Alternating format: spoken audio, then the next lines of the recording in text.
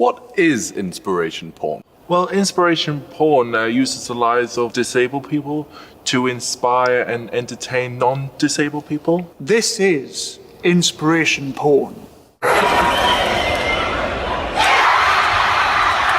The whole place goes wild after a special needs student. On the final play of the game, watch Seth McGee, who has Down syndrome, score an amazing 60. As Luke finally got the ball and ran it in all the way to the end zone. I want to share this because, since we're on the whole support thing and personal growth, I was bothered when I started doing my research with the videos I've been posting, the short reels and things that I've been posting about autism.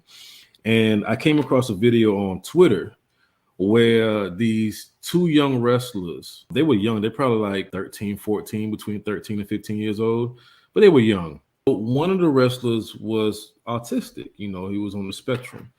And the other wrestler was just a normal kid. So obviously, it was an exhibition match set up to give the win to the autistic child, right? Oh, wow. So it was set up for that. I thought it was beautiful for the reasons of, I guess, on both sides. For the child that was not autistic, I think it was good for him because it gives him a certain level of empathy at that age. It's starting him early to have compassion for people that may not have the same abilities or the same know-how that he may have, right?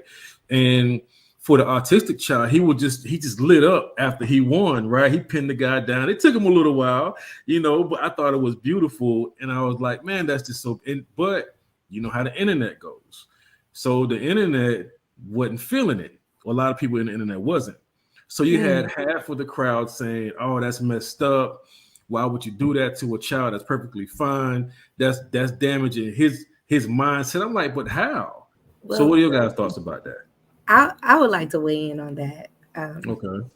So one thing that I absolutely love that our district is very, very gung-ho about is the participation of the students in our self-contained classrooms in the Special Olympics.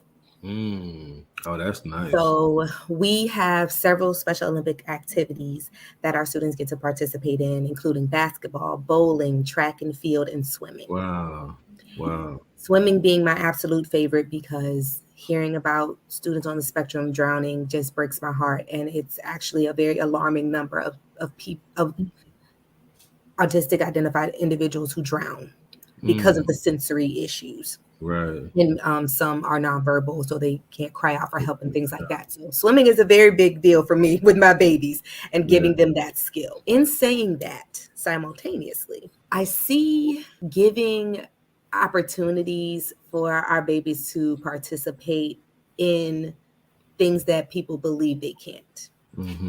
So one thing that I really like is I don't say disabled. A lot of people say, oh, they're disabled. No, they're differently abled. They have a different ability and skill set. And something that, giving a child an opportunity when they're first learning, I think that's with anything, with T-ball, with cheering. I'm a cheering coach at my school too. So it's like giving kids the opportunity, even any ability level, and giving them an opportunity to excel and have that opportunity where they can feel that win. No matter what their identification is or ability level is, that's a beautiful space to give that opportunity. Simultaneously, the thing that's really interesting and wonderful about individuals on the spectrum is they have things called savants. So a savant is someone who just has this, some people call them the golden child, they call them proteges, but they have this very amazing, innate, next level ability in an area.